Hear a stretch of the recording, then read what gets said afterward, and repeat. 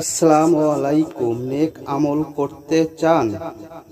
কিছু আমল এমন আছে যেগুলো করতে খুব বেশি সময়ের প্রয়োজন হয় না, অনেক জ্ঞানের অধিকারীও হতে হয় না।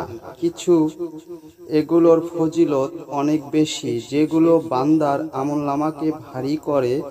যেমন রাসূল সাল্লাল্লাহু আলাইহি ওয়াসাল্লাম বলেছেন যে লোক আমলের আগে একবার বলে সুবহানাল্লাহিল আজিম।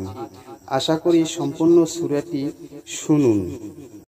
أشهد أن لا إله إلا الله وحده لا شريك له وأشهد أن محمدا عبده ورسوله